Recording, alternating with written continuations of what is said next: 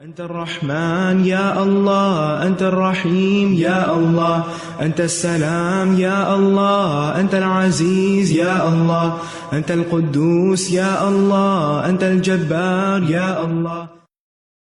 ولله الأسماء الحسنى فادعوه بها.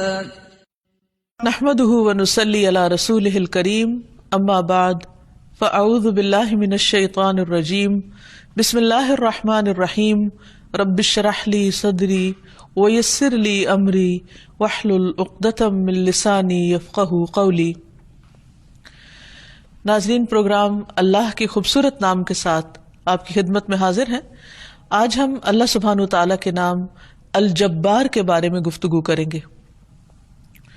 الجبار جبروت والا، الجبار کمزور کی خستہ حالی دور کرنے والا، الجبار اصلاح کرنے والا، الجبار اپنی مخلوق پر بلند، الجبار جو دلوں کے ٹوٹے دلوں کو تسلی بخشنے والا. الجبار کا لفظ بہت سے معنوں میں استعمال ہوتا ہے. اردو میں عام طور پر جابر کا لفظ ظالم کے معنوں میں استعمال ہوتا ہے، لیکن عربی زبان میں یہ اس کے برعکس ہے. اللہ سبحانہ وتعالیٰ کی یہ صفت ہمیں اس کے جبروت، اس کی عظمت، اس کی بلندی کے احساس کے علاوہ اس بات کا احساس بھی دلاتی ہے کہ وہ ذات بلند ہونے کے باوجود اپنی مخلوق کی حاجتوں کو بکثرت پورا کرنے کے ساتھ متصف ہے. وہ پوری قوت کے ساتھ ان کی اصلاح کر سکتا ہے، بیماروں کو شفا دیتا ہے، خوف کو امن میں بدل دیتا ہے، ناکامی کو کامیابی سے بدل دیتا ہے. اور وہ اس لحاظ سے بھی الجبار ہے کہ اپنی مخلوق کے اوپر بلند ہے اور مخلوق کے بارے میں اپنی مشیت کو اجباری طور پر نافذ بھی کر سکتا ہے، اور اس کے علاوہ کسی اور کی مشیت نافذ نہیں ہوتی. وَمَا تَشَاءُونَ إِلَّا أَن يَشَاءَ اللَّهُ، اور تم نہیں چاہتے مگر یہ کہ اللہ چاہے. یعنی اللہ سبحانہ تعالیٰ کی مشیت اور اللہ سبحانہ تعالیٰ کا حکم اور اس کی مصلحت ہی سب پر غالب ہے. الجبار بھی مبالغے کا صیغہ ہے، یعنی بہت زیادہ جبروت والا. اللہ سبحانہ وتعالی جو کہ قوت والا ہے، وہ دوسروں کو اپنے فیصلوں پر مجبور بھی کر سکتا ہے، لیکن اس کے باوجود اس نے بندوں کو اختیار بھی دے رکھا ہے. اللہ سبحانہ وتعالی العزیز بھی ہے، لہذا وہ قوت والا بھی ہے، اور پھر جبار ہے جو اپنے قوت کے ساتھ اپنے فیصلوں کو پوری طرح نافذ کر سکتا ہے. نبی صلی اللہ علیہ وسلم نے فرمایا، قیامت کے دن زمین ایک روٹی کی طرح بن جائے گی جس کو اللہ الجبار اپنے ہاتھ کے ساتھ الٹ پلٹ کرے گا، جیسے تم میں سے کوئی ایک سفر میں اپنی روٹی کو الٹ پلٹ کرتا ہے. یہ اللہ تعالیٰ کی طرف سے اہل جنت کے لیے مہمان نوازی ہوگی. اللہ سبحانہ وتعالی جہاں ایک طرف جبروت کے مالک ہیں، وہاں دوسری طرف اپنی مخلوق کے لیے بے حد مہربان بھی ہیں، رحم فرمانے والے بھی ہیں. اور جب ان کے دل ٹوٹ جاتے ہیں یا ان کی مشکلات بڑھ جاتی ہیں تو ان کی تسلی کرنے والے بھی ہیں، اور اپنی مخلوق کی پوری حفاظت اور نگہداشت کے ساتھ ان کو سیدھی راہ پر قائم رکھنے والے بھی. اللہ سبحانہ وتعالی اپنی مخلوق کے معاملات کی اصلاح کرنے والے بھی ہیں. بلحجیم قبیلہ کے ایک آدمی سے روایت ہے، کہتے ہیں کہ میں نے پوچھا، اے اللہ کے رسول صلی اللہ علیہ وسلم، آپ کن چیزوں کی دعوت دیتے ہیں؟ تو آپ نے فرمایا، میں اس اللہ کی طرف دعوت دیتا ہوں جو ایک ہے. وہ اللہ جب تم پر کوئی مصیبت آتی ہے اور تم اسے پکارتے ہو تو وہ تمہاری مصیبت دور کر دیتا ہے. جب تم کسی بیابان اور جنگل میں راستہ بھول جاؤ اور اس سے دعا کرو تو وہ تمہیں واپس پہنچا دیتا ہے، یعنی تمہیں راستہ دکھا دیتا ہے. اور جب تم قحط سالی میں مبتلا ہوتے ہو، یعنی بارشیں نہیں ہوتی، اور اس سے دعا کرتے ہو تو وہ پیداوار ظاہر کر دیتا ہے. اور یہی کرنے والا دراصل الجبار ہے. وہ اپنے بندوں کو خود پکارتا ہے رات کے آخری تہائی حصے میں، اور ان سے خود فرماتا ہے کہ ہے کوئی جو مجھ سے دعا کرے تو میں اس کی دعا قبول کروں، ہے کوئی جو مجھ سے مانگے تو میں اس کو عطا کروں، ہے کوئی جو مجھ سے بخشش طلب کرے تو میں اس کو بخش دوں۔ اسی طرح جب کوئی بندہ بیمار ہو جاتا ہے تو اللہ سبحانہ وتعالیٰ اس کو صحت عطا فرماتے ہیں اور اس کی جسمانی تکلیفوں کی بھی اصلاح فرماتے ہیں اور اس کے دل کی بھی حالت درست فرماتے ہیں، اس کی پریشانی اور مجبوری کو بھی دور کرتے ہیں۔ رسول اللہ صلی اللہ علیہ وسلم نے فرمایا، اللہ تعالیٰ فرماتے ہیں جب میں اپنے مومن بندے کو آزماتا ہوں اور وہ تیمارداری کرنے والوں کے سامنے میرا شکوہ نہیں کرتا، یعنی جو اس کا حال پوچھنے کے لیے آتا ہے اس کے سامنے اپنی تکلیف کا بہت زیادہ اظہار نہیں کرتا، تو میں اس کو اپنی قید سے آزاد کر دیتا ہوں، اس کے پہلے گوشت کے عوض بہترین گوشت عطا کرتا ہوں اور اس کے پہلے خون کے بدلے بہترین خون عطا کرتا ہوں، یعنی بدل کر، اور وہ اثر نو عمل کرتا ہے، یعنی انسان بیماری کے بعد بالکل درست ہو جاتا ہے اور پہلے سے بھی زیادہ بہتر کام کرنے لگتا ہے، جبکہ بیماری کی حالت میں انسان مایوس ہو چکا ہوتا ہے۔ تو بندوں کے ان حالات کی اصلاح کرنے والا کون ہے؟ الجبار۔ اسی طرح بعض اوقات بیرونی حالات انسان کے لیے بہت پریشان کن ہو جاتے ہیں، دنیا کے حالات، ملک کے حالات، شہر کے حالات۔ ایسے تمام مواقع پر بھی انسان کے لیے کیا لازم ہے؟ یہی کہ وہ اپنے رب کو پکارے، اپنے رب سے دعائیں مانگے، کیونکہ اس کا رب الجبار ہے، وہ خوف کو امن میں بدل سکتا ہے، اس لیے ایسے حالات میں اسی کی طرف ہی رجوع کرنا چاہیے۔ پھر اسی طرح الجبار کا ایک معنی یہ بھی ہوتا ہے کہ وہ قوت سے اپنا فیصلہ نافذ کر سکتا ہے، کیونکہ وہ اپنی مخلوق کے اوپر بلند ہے اور سارے اس کے حکم کے تابعدار ہیں، اس کا حکم سب پر غالب ہے، کوئی اس کے فیصلے کو روک نہیں سکتا، کوئی اس کے حکم کے آگے رکاوٹ نہیں ڈال سکتا، وہ جو چاہتا ہے کرتا ہے اور جو نہیں چاہتا وہ نہیں کرتا، کوئی اس کو اس کے کرنے پر مجبور نہیں کر سکتا۔ ابو حامد الغزالی کہتے ہیں کہ الجبار وہ ذات ہے جو اپنی مشیت کو ہر شخص میں اجباری طور پر نافذ کرتا ہے، یعنی اگر وہ کسی کے بارے میں کوئی فیصلہ کرنا چاہے، زندگی کا، موت کا، بیماری کا، عزت کا، ذلت کا، تو وہ اس کو نافذ کر سکتا ہے، کوئی اور اس کو روک نہیں سکتا، اور اس میں کسی اور کی مشیت نافذ نہیں ہوتی، اس کے فیصلے سے کوئی باہر نہیں، یعنی اس کا فیصلہ ہر ایک پر نافذ ہوتا ہے۔ اور اللہ تعالیٰ کی ہستی سے لوگوں کے ہاتھ قاصر ہیں، یعنی کوئی بھی اللہ تعالیٰ پر اپنا فیصلہ نافذ نہیں کر سکتا۔ جبار مطلق وہی اللہ سبحانہ و تعالی ہے، وہ ہر ایک پر جبر کرتا ہے، کوئی اس پر جبر نہیں کر سکتا۔ اللہ حکم نافذ کرتا ہے اور کوئی دوسرا اللہ کے بارے میں حکم نافذ نہیں کر سکتا۔ وما تشاءون الا ان یشاء اللہ ان اللہ کان علیما حکیما، اور تم نہیں چاہتے مگر یہ کہ اللہ چاہے، یقیناً اللہ ہمیشہ سے سب کچھ جاننے والا، کمال حکمت والا ہے۔ پھر یہ بھی بات یاد رہے کہ اس کے غلبے سے کوئی باہر نہیں نکل سکتا، یعنی کوئی اس کے کنٹرول سے باہر نہیں۔ قرآن مجید میں اللہ تعالیٰ فرماتے ہیں، یا معشر الجن والانس ان استطعتم ان تنفذوا من اقطار السماوات والارض فانفذوا لا تنفذون الا بسلطان۔ اے جن و انس کی جماعت، اے جن و انس کے گروہ، اگر تم طاقت رکھتے ہو کہ آسمانوں اور زمین کے کناروں سے نکل جاؤ تو ایسا کر کے دکھاؤ، کسی غلبے کے سوا نہیں نکلو گے، اس نکلنے کے لیے بڑا زور چاہیے، اور وہ بھی اللہ کے اذن کے ساتھ۔ پھر اسی طرح یہ ہے کہ اللہ سبحانہ و تعالیٰ کسی کے آگے جواب دہ نہیں، کوئی اس سے پوچھ نہیں سکتا، اس کے فیصلوں کے بارے میں اس کو چیلنج نہیں کیا جا سکتا۔ سورۃ الانبیاء میں اللہ تعالیٰ فرماتے ہیں، لا یسأل عما یفعل وہم یسألون، اس سے نہیں پوچھا جاتا اس کے متعلق جو وہ کرے اور ان سے پوچھا جاتا ہے، یعنی وہ پوری طاقت رکھتا ہے کہ لوگوں سے ان کے اعمال کا حساب کرے، اور یہی فرق ہے خالق اور مخلوق میں۔ پھر یہ ہے کہ اس کی مانے بغیر کوئی چارہ بھی نہیں۔ سورۃ فصلت میں آتا ہے، ثم استوى الى السماء وهي دخان فقال لها وللأرض ائتيا طوعا أو كرها قالتا أتينا طائعين.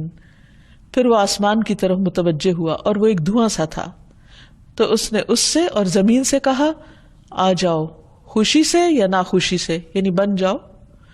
دونوں نے کہا ہم خوشی سے آ گئے.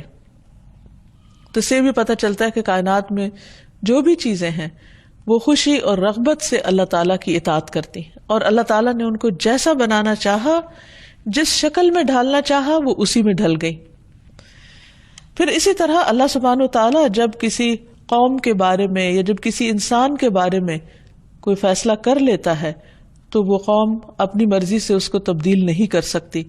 ہاں یہ الگ بات ہے کہ اللہ تعالیٰ جب تک جس کو جو چاہے ڈھیل دے، اختیار دے، مہلت دے، اور وہ اسے جیسے چاہے استعمال کرے. لیکن جب اللہ تعالیٰ کا اس کے بارے میں کوئی فیصلہ آ جاتا ہے، مثلا عذاب کا فیصلہ آ جاتا ہے، تو پھر پوری قوم بھی مل کر نہیں ٹال سکتی. قوم نوح کے اوپر عذاب کا جب فیصلہ آیا تو زمین اللہ کے حکم سے پانی اگلنے لگی اور آسمان بھی پانی برسانے لگا. زمین اور آسمان کا پانی مل گیا اور وہ قوم ڈبو دی گئی. وہ ساری قوم بھی مل کر اللہ کے فیصلے کو نہیں روک سکی. اسی طرح قوم صالح کی بستیاں، اسی طرح یعنی قوم سمود، اور پھر قوم ہود، عاد کے لوگ کتنے طاقتور تھے، وہ کتنے بڑے بڑے محلات انہوں نے تعمیر کیے. قوم سمود نے کتنی بڑی بڑی چٹانوں کو تراش کر عمارتیں بنائیں. اسی طرح قوم فرعون. ان میں سے کون بچا؟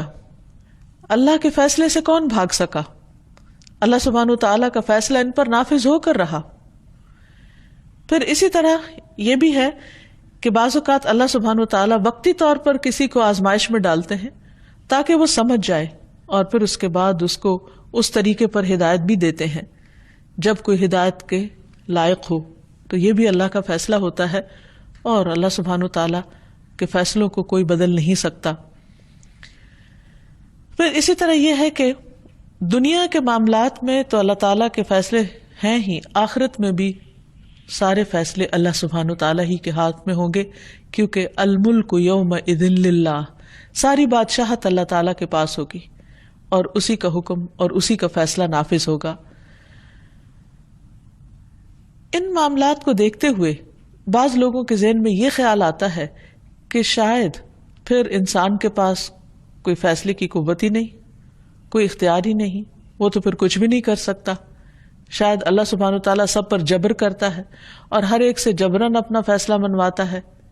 تو بات یہ ہے کہ کونی معاملات جو ہیں، یعنی کائنات کے معاملات جو ہیں، ان میں انسان کا اختیار نہیں ہے.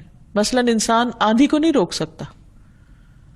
اگر کہیں کسی شہر پر یا کسی جگہ پر آندھی آ جاتی ہے تو کوئی آبجیکٹ نہیں کر سکتا، کچھ لوگوں کو اعتراض نہیں کر سکتا کہ تم لوگوں نے آندھی کیوں نہیں روکی. یا کہیں سیلاب آ جاتا ہے تو کوئی کسی کو یہ نہیں کہہ سکتا کہ سیلاب کیوں نہیں روکا. یا زلزلہ آ جاتا ہے تو کوئی یہ نہیں کہہ سکتا کہ تم روک لیتے اس کو. تو یہ یاد رہے کہ کائنات کے اندر جو تبدیلیاں ہو رہی ہیں، مثلا ستارے گر رہے ہیں یا شہاب ثاقب گرتے ہیں، یا اور بہت ساری ایسی چیزیں ہیں کہ جن کے اندر تبدیلیاں دن رات ہوتی رہتی، رات دن میں بدلتی ہے، دن رات میں بدلتا ہے. اسی طرح بارش کا آنا یا نہ آنا، مدتوں بارش نہ آئے تو کوئی لا نہیں سکتا. یہ سارے فیصلے اللہ سبحانہ وتعالیٰ کے ہاتھ میں ہیں، اور ان میں سے انسان کو کچھ بھی اختیار حاصل نہیں کہ وہ اللہ تعالیٰ کے ان فیصلوں کو بدل سکے. اور اسی طرح اس کے عذاب کے فیصلے بھی، پھر قیامت کا فیصلہ بھی، پھر کسی بھی قوم کے اندر اتار چڑھاؤ جو آتا ہے اس کے عروج اور زوال کا فیصلہ، یہ سب ایسے ہیں کہ جن میں اللہ سبحانہ وتعالیٰ مکمل طور پر اپنے فیصلے کو نافذ کرتا ہے، اور اس میں بندوں کو کوئی اختیار نہیں دیتا کہ وہ اپنی مرضی سے اس فیصلے کو تبدیل کر سکیں. مثلا اللہ تعالیٰ فرماتے ہیں انما توعدون لآت وما انتم بمعجزین، بے شک وہ چیز جس کا تم سے وعدہ کیا جا رہا ہے وہ ضرور آنے والی ہے اور تم کسی صورت عاجز کرنے والے نہیں، یعنی اللہ تعالیٰ کو ہرا نہیں سکتے، اس کے فیصلوں کو روک نہیں سکتے. اسی طرح قوموں کے عروج و زوال کا فیصلہ اللہ سبحانہ وتعالیٰ فرماتے ہیں وَلِكُلِّ أُمَّةٍ أَجَلٌ فَإِذَا جَاءَ أَجَلُهُمْ لَا يَسْتَأْخِرُونَ سَاعَةً وَلَا يَسْتَقْدِمُونَ، اور ہر امت کے لیے ایک وقت مقرر ہے، پھر جب ان کا وقت آ جاتا ہے تو وہ ایک گھڑی نہ پیچھے ہوتے ہیں اور نہ آگے ہوتے ہیں. یعنی جب جس کے خاتمے کا وقت لکھا جاتا ہے اس وقت وہ ختم ہو جاتا ہے. لیکن اس سے یہ غلط استدلال نہیں کرنا چاہیے کہ اللہ تعالی بندوں کو کسی خاص کام پر مجبور کرتا ہے، جیسے جبریہ فرقے نے کہا.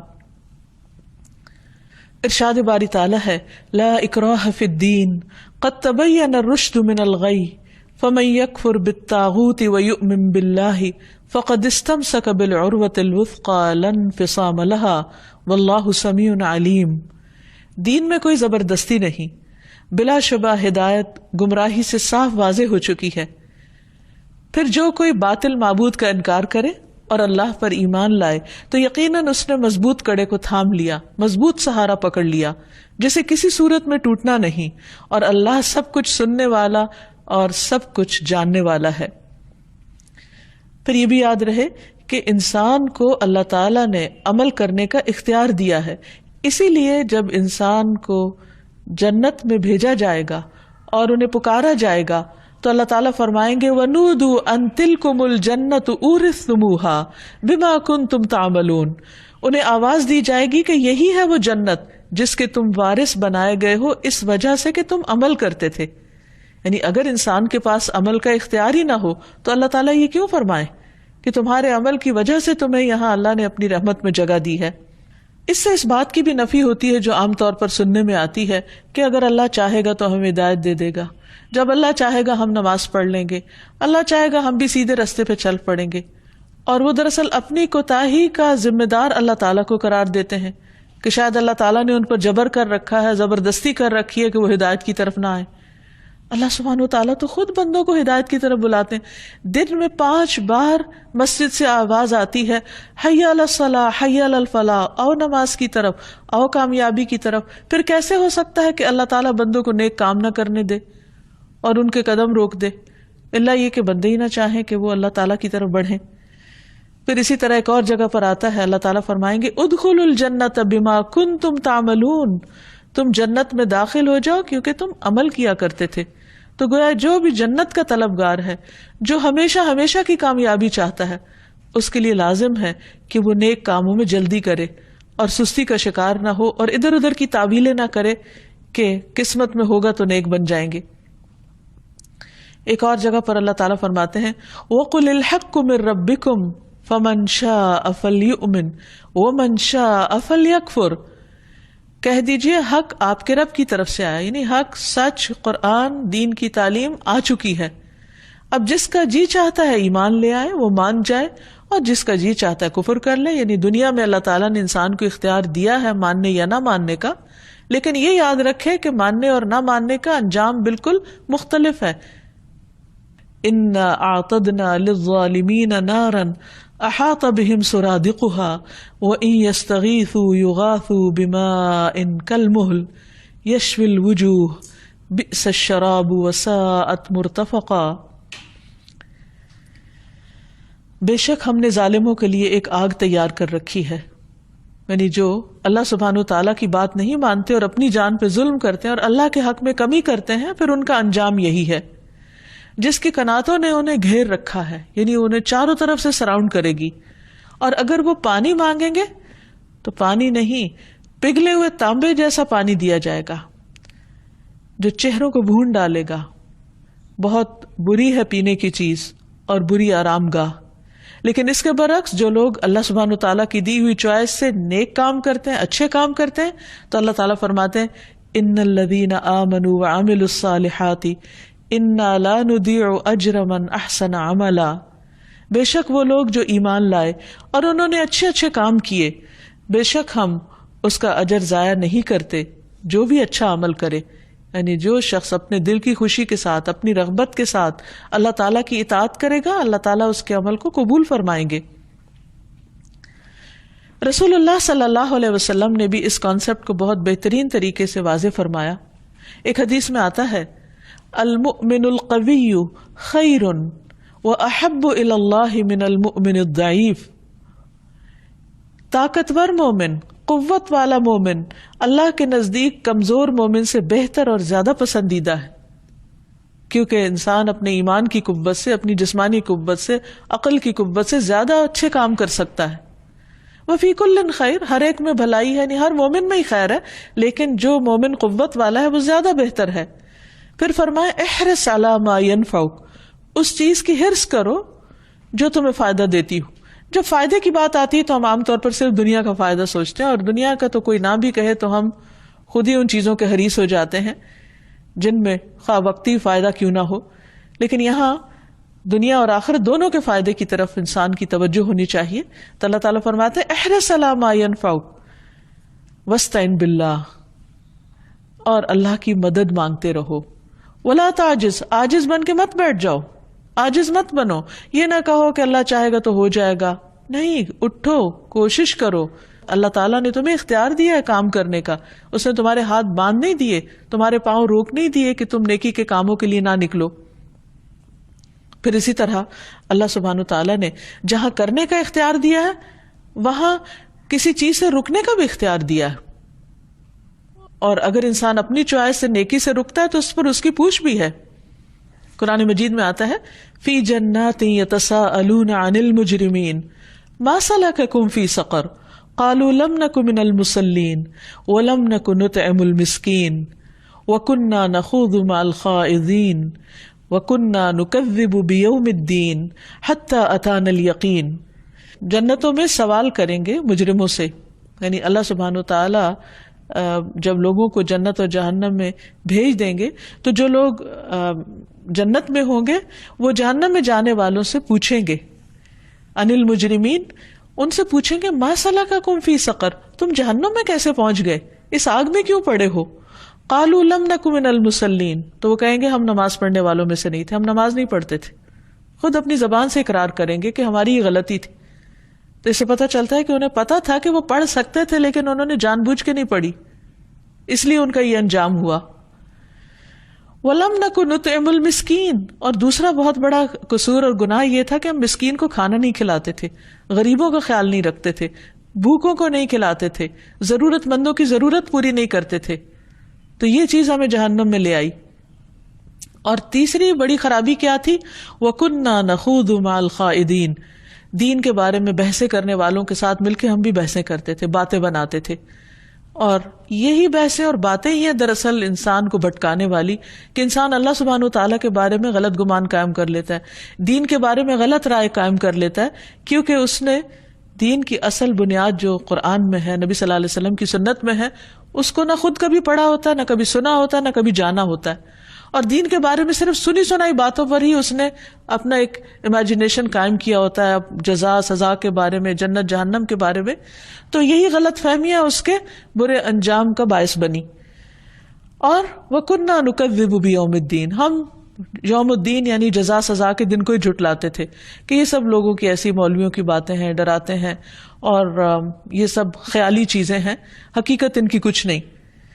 حتی اتانا الیقین، یہاں تک کہ ہمارے پاس یقین آ گیا، اب اس حقیقت کو ہم فیس کر رہے ہیں، اور اس وقت اللہ سبحانہ وتعالیٰ کے اس فیصلے کو کوئی بھی پلٹ نہ سکے گا، اللہ تعالیٰ کا یہ فیصلہ نافذ ہو جائے گا، کیونکہ دنیا میں اللہ تعالیٰ نے اختیار دیا تھا، آج ان کے پاس اختیار نہیں ہے، اس لیے اپنی سزا کے فیصلے کو نہ کسی کورٹ میں چیلنج کر سکتے ہیں، اور نہ ہی اسے بدل سکتے ہیں، اور نہ ہی اس مشکل سے انہیں کوئی اور نکال سکتا ہے۔ تو اس لیے انسان کو اس دنیا میں بہت کانشیس ہو کر، کیئرفل ہو کر زندگی بسر کرنی چاہیے۔ ایک اور جگہ پر آتا ہے من عمل صالحا فلنفسہ، جو اچھے کام کرے گا اپنی ذات کے لیے کرے گا، ومن اساء فعلیہا، اور جو برا کرے گا اس کی بھی ذمہ داری اسی پر ہے، وما ربک بظلام للعبید، اور تیرا رب بندوں پر کچھ بھی قطعاً ظلم کرنے والا نہیں ہے۔ یعنی ایسا نہیں کہ کچھ لوگوں کو اللہ تعالیٰ نے کہا کہ تم نیک بن جاؤ اور کچھ کو کہا تم برے ہی رہو، نہیں، اللہ تعالیٰ نے دونوں کو چوائس دی اور دونوں کے لیے راستہ واضح کر دیا، اور دونوں کو ہی مختلف طرح کے، دونوں قسم کے لوگوں کو مختلف طرح کے وسائل عطا کیے، عقل دی، سمجھ دی، اور اللہ تعالیٰ نے وحی کے ذریعے ہدایت کا بھی بندوں کے انتظام کیا۔ اب فمن شاء فلیؤمن ومن شاء فلیکفر، جس کا دل چاہے ایمان لائے اور جس کا دل چاہے انکار کرے۔ پھر یہ کہ اللہ سبحانہ وتعالی الجبار، جبروت والا، عظمت والا، قوت والا، یہ اس کی شان کو تو زیبا ہے، لیکن بندوں کے حق میں جبار ہونا کوئی پسندیدہ صفت نہیں، کیونکہ بندوں کے پاس نہ وہ علم ہے، نہ وہ حکمت ہے، اور نہ ہی وہ سمجھ ہے۔ اس لیے اللہ سبحانہ تعالیٰ کے لیے نبی صلی اللہ علیہ وسلم اپنے رکوع اور سجود میں جو دعا کرتے، سبحان ذی الجبروت والملکوت والکبریاء والعظمہ، پاک ہے وہ ذات جو غلبے والی، قوت والی، ملکیت والی، بڑائی والی اور عظمت والی ہے، یعنی اس کے اندر یہ سب کچھ ہے، لیکن اس کے باوجود وہ اپنے بندوں پر ظلم نہیں کرتا۔ اس کے برعکس جب بندوں کے پاس اس میں سے کوئی بھی چیز آتی ہے، قوت یا غلبہ یا اقتدار یا کسی چیز کی ملکیت، تو عام طور پر وہ دوسرے بندوں کا حق بھول جاتے ہیں۔ اس لیے بندوں کے حق میں جبار ہونا ناپسندیدہ ہے۔ اسی لیے اللہ سبحانہ وتعالیٰ فرماتے ہیں کذالک یطبع اللہ علی کل قلب متکبر جبار۔ وہ لوگ جو اللہ کی آیات میں جھگڑتے ہیں بغیر کسی دلیل کے، جو ان کے پاس ہو، بڑی ناراضگی کی بات ہے اللہ کے نزدیک، یعنی بغیر علم کے اللہ کی آیات کے بارے میں بحثیں نہیں کرنی چاہیے، جھگڑنا نہیں چاہیے، اور ان کے نزدیک جو ایمان لائے وہ بھی اس چیز کو پسند نہیں کرتے۔ اسی طرح اللہ تعالیٰ ہر متکبر اور سرکش جبار کے دل پہ مہر لگا دیتا ہے۔ جب انسان ضد میں آ کر، ہٹ دھرمی کا شکار ہو کر اللہ سبحانہ وتعالیٰ کے فیصلوں کے بارے میں ناپسندیدگی کا اظہار کرتا ہے یا اس کی کتاب کے بارے میں ایسی حرکت کرتا ہے، تو پھر اللہ تعالیٰ اس کا دل سخت کر دیتے ہیں اور اس کو ہدایت کی توفیق بھی نہیں دیتے۔ جب انسان اللہ سبحانہ وتعالیٰ کی اس صفت کو جان لے، یعنی الجبار ہونے کو، تو اس کے بعد اس کی زندگی میں اس کا اثر نظر آنا چاہیے۔ اللہ کے اس نام کے ساتھ اللہ تعالیٰ کو پکارنا بھی چاہیے اور اپنے اعمال میں بھی تبدیلی لانی چاہیے۔ مثلا اگر ہم اپنے مقاصد میں کامیاب نہیں ہوتے، ہم کوشش کرتے ہیں، بار بار کوشش کرتے ہیں، لیکن بات نہیں بنتی نظر آتی اور ہم بے بس پاتے اپنے آپ کو، تو اس وقت اس صفت کے ساتھ اللہ کو پکارنا چاہیے کہ یا جبار، اے وہ جس کے پاس ساری عظمت اور بلندی ہے، جس کے فیصلے ہر طرح سے نافذ ہو سکتے ہیں، جو سب کچھ کرنے پر قادر ہے، تو ہماری مدد فرما، ہماری کمیوں کو دور کر دے۔ ہم اپنی کمزوری کی وجہ سے کسی چیز کو نہیں پا سکتے، لیکن تیرے لیے کوئی بھی چیز مشکل نہیں۔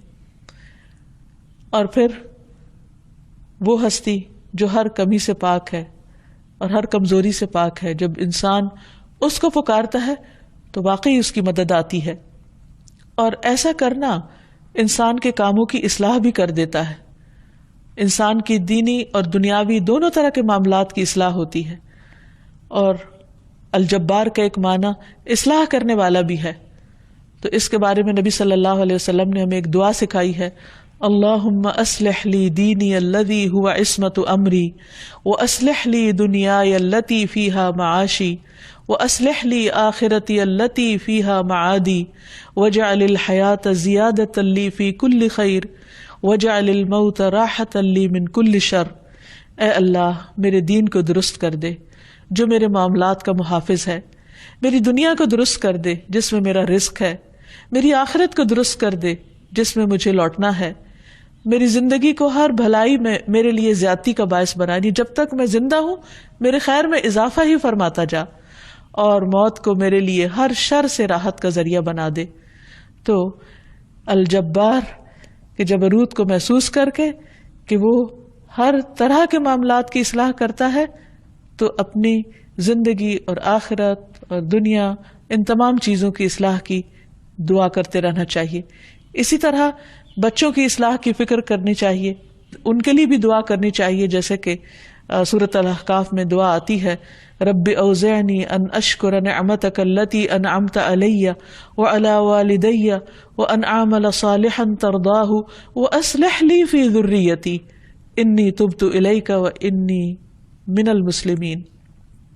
اے میرے رب مجھے توفیق دے کہ میں تیری اس نعمت کا شکر کروں جو تو نے مجھ پر اور میرے ماں باپ پر انعام کی، اور یہ کہ میں نیک عمل کروں جسے تو پسند کر لے، اور میری اولاد میں اصلاح کر دے۔ اولاد کا معاملہ اتنا نازک ہے کہ جس میں انسان بعض اوقات اپنے آپ کو بالکل بے بس پاتا ہے، اور یوں لگتا ہے کہ جیسے اولاد ہمارے اوپر جبار ہو گئی ہے۔ بعض اوقات اپنی سرکشی کی وجہ سے، نافرمانی کی وجہ سے تو اس کے لیے بھی یعنی اولاد کی اصلاح کے لیے بھی اور سرکشی کے مقابلے کے لیے بھی اللہ سبحانہ وتعالیٰ کی اس صفت کو یاد کر کے پکارنا چاہیے کہ اے جبار، تو جو سب کی اصلاح کرتا ہے تو میری اولاد کی بھی اصلاح کر دے. انی تبت الیک، میں تیری طرف توبہ کرتا ہوں. کیونکہ بعض اوقات انسان جب اللہ کی نافرمانی کرتا ہے تو اولاد اس کی نافرمانی کرتی ہے. تو اللہ سبحانہ وتعالیٰ ہمیں اپنی نافرمانی سے بچائے اور ہماری اولاد کو ہماری نافرمانی سے بچائے، اور اللہ تعالیٰ اپنی نافرمانی سے بھی ہماری اولاد کو محفوظ رکھے. وَإِنِّي مِنَ الْمُسْلِمِينَ، اور پھر انسان اس بات کا اقرار کرے کہ اللہ میں فرما بردار ہوں، میں مسلمانوں میں سے ہوں، میں تیرا اطاعت گزار ہوں. پھر اسی طرح نماز میں بھی اس وصف سے پکارنا چاہیے. ابو امامہ کہتے ہیں کہ میں تمہارے نبی صلی اللہ علیہ وسلم کی جس فرض یا نفل نماز کے بھی قریب ہوا ہوں، میں نے انہیں ان کلمات سے دعا کرتے ہوئے سنا، نہ ان میں اضافہ کرتے ہوئے اور نہ ان میں کمی کرتے ہوئے. اور وہ کیا دعا ہے؟ اللہم اغفر لی ذنوبی وخطایای، اللہم انعشنی واجبرنی واہدنی لصالح الاعمال والاخلاق فانہ لا یہدی لصالحها ولا یصرف سیئها الا انت. اے اللہ، تو میرے گناہوں اور میری خطاؤں کو معاف کر دے. اے اللہ، مجھے تندرست کر دے، میری کمیاں پوری کر دے، اور نیک اعمال اور اخلاق کی طرف میری رہنمائی کر دے، کیونکہ ان کی نیکی کی طرف رہنمائی کرنے والا اور ان کی برائی کو دور کرنے والا تیرے سوا کوئی نہیں. یعنی یہ نبی صلی اللہ علیہ وسلم دعا کثرت سے پڑھا کرتے تھے. پھر اسی طرح یہ ہے کہ 2 سجدوں کے بیچ میں بھی اللہ سبحانہ وتعالیٰ سے دعا کرنی چاہیے، اللہم اغفر لی وارحمنی واجبرنی. اسی طرح انسان اپنی عملی زندگی میں خود جابر اور قاہر بننے سے پرہیز کرے، یعنی دوسروں کے اوپر غلبہ پانے کی کوشش نہ کرے یا دوسروں کے ساتھ زیادتی نہ کرے، بلکہ اللہ سبحانہ وتعالیٰ کے احکامات کے آگے جھکتا رہے. اور اس کے لیے انسان دنیا کے بڑے بڑے جابروں کے انجام سے سبق پکڑے، کیونکہ اللہ تعالیٰ ہر انسان کو کچھ نہ کچھ دے کر آزماتا ہے. بعض اوقات اس کو سوچنے کی قوت دیتا ہے، کبھی بولنے کی دیتا ہے، کبھی لکھنے کی دیتا ہے، کبھی مال کی قوت دیتا ہے، کبھی اولاد سے قوت دیتا ہے. تو جو بھی نعمت ہوتی ہے وہ انسان کے لیے امتحان بن جاتی. تو شیطان چونکہ انسان کے ساتھ ہے تو بہت دفعہ وہ ان نعمتوں اور ان قوتوں کو غلط راستے پہ ڈالنے کی کوشش کرتا ہے، اور انسان کبھی اس کے بہکاوے میں آ جاتا ہے. تو ایسے میں کبھی بھی انسان اپنے کسی اختیار، کسی بھی نعمت کی وجہ سے اگر دوسروں کے اوپر زیادتی کرنے لگا ہے تو اسے رک جانا چاہیے کہ ظلم اور زیادتی کبھی بھی پنپتی نہیں. اللہ سبحانہ وتعالیٰ ظالم کو یا جابر کو ایک وقت تک تو مہلت دیتا ہے، لیکن اس کے بعد اس کی رسی کھینچ لیتا ہے اور وہ اپنے ناک کے بل گرتا ہے. اسی طرح ہدایت سے بھی وہ محروم ہو جاتے ہیں، حتیٰ کہ آخری وقت میں جب ان کے سامنے ساری حقیقت کھل جاتی ہے اور ان کو سمجھ آ جاتا ہے کہ اصل قوت کس کی ہے، تو اللہ سبحانہ وتعالیٰ اس وقت پھر اس کی اس بات کو قبول نہیں کرتے. جیسے فرعون جب ڈوبنے لگا تو اسے پتہ چلا کہ میرے پاس تو کوئی قوت نہیں، میں تو اس پانی کو بھی نہیں روک سکتا جس کے بارے میں میں کہتا تھا الیس لی ملک مصر وہذہ الانہار التی تجری من تحتی، کہ یہ مصر کا ملک اور یہ نہریں جو میرے نیچے بہتی ہیں کیا میری نہیں، میں ان کا مالک نہیں؟ تو انہیں میں سے ایک دریا میں جب وہ ڈوب گیا اور اپنے آپ کو بچا نہ سکا تو اس کو سمجھ آ گئی اور کہنے لگا کہ میں بنی اسرائیل کے رب پر ایمان لاتا ہوں، لیکن اس وقت اس کا ایمان قبول نہیں کیا گیا. اسی طرح عیسیٰ علیہ السلام نے اپنے بارے میں فرمایا تھا وَبَرًّا بِوَالِدَتِي وَلَمْ يَجْعَلْنِي جَبَّارًا شَقِيًّا، کہ اللہ سبحانہ وتعالیٰ نے مجھے اپنی والدہ کے ساتھ اچھا سلوک کرنے والا بنایا اور مجھے سرکش بدبخت نہیں بنایا. تو جبار ہونا اور ظالم ہونا اور متکبر ہونا اللہ سبحانہ وتعالیٰ کو اپنے بندوں کے لیے ہرگز بھی پسند نہیں. پھر اسی طرح یہ ہے کہ انسان کی زندگی میں جب کوئی پریشانی آئے، خواہ وہ اپنے اس کے مالی معاملات میں ہو یا بچوں کی طرف سے کوئی پریشانی ہو، شفا کی ضرورت ہو، تو ان سب معاملات کو اللہ سبحانہ وتعالیٰ کے سپرد کر دینا چاہیے. اور اس وقت اللہ تعالیٰ کی اس صفت کو یاد کرنا چاہیے کہ اے الجبار جو سارے معاملات کی اصلاح کر سکتا ہے، تو میرے حالات بھی درست کر دے. اور پھر عاجزی اور انکساری کے ساتھ اللہ تعالیٰ کو پکارنا چاہیے اور عاجزی اور انکساری کو محسوس کرنا چاہیے. جب کبھی دل میں تھوڑے سے بھی اپنی بڑائی آنے لگے یا تکبر آنے لگے تو فوراً اللہ کا نام الجبار یاد کریں اور پھر بندوں کو خوشی کے ساتھ ان کے حقوق دیں، طاقتور کا حق بھی پہچانے اور کمزوروں کا حق بھی پہچانے۔ اور پھر ایک اور چیز یہ ہے کہ انسان جب سرکش لوگوں کی کمپنی میں ہوتا ہے تو اس کے اندر سرکشی آنے لگتی، تو اس کے لیے کیا کرنا چاہیے کہ انسان یتیموں، مسکینوں اور غریب لوگوں کے بیچ میں بھی بیٹھے تاکہ اس کے اندر کی سرکشی دور ہو اور اس کے اندر ایک ایسا احساس ہو کہ وہ اللہ کے سامنے کمزور ہے۔ رسول اللہ صلی اللہ علیہ وسلم اللہ سبحانہ وتعالیٰ کا بہت ذکر کیا کرتے۔ حدیث میں آتا ہے کہ آپ لایانی گفتگو نہیں کرتے تھے، نماز لمبی پڑھتے تھے، خطبہ مختصر دیتے اور بیواؤں اور مسکینوں کے ساتھ جاتے اور ان کا کام کر دیتے تھے۔ آپ اللہ کے رسول تھے، آپ اللہ کے چنے ہوئے تھے، تمام انبیاء کے سردار تھے، اس کے باوجود آپ کی عاجزی دیکھیے کہ کس طرح وہ بیوہ اور مسکین کے پاس جاتے اور ان کے ساتھ بیٹھتے۔ اور یہی وہ چیز ہے کہ جس سے انسان کے اندر عاجزی پیدا ہوتی ہے اور انسان واقعی اللہ تعالیٰ کے جبروت کو، ملکوت کو، عظمت کو محسوس کرتا ہے۔ اللہ تعالیٰ ہمیں اپنے ان بندوں میں شامل کر لے جو واقعی اس کے پسندیدہ اور چنے ہوئے بندے ہیں، اور ہمیں اللہ تعالیٰ اپنے اس نام کی، اپنے صفت کی بہترین معرفت عطا کر کے ہمارے عمل کو اس کے مطابق بدل دے۔ وآخر دعوانا ان الحمد للہ رب العالمین۔ أنت القاهر يا الله، أنت الحسيب يا الله، أنت الشافي يا الله، أنت المبين يا الله، أنت الوكيل يا الله، أنت القيوم يا الله، أنت المتين يا الله، أنت السبوح يا الله، لا إله إلا الله محمد رسول الله، لا إله إلا الله محمد رسول الله۔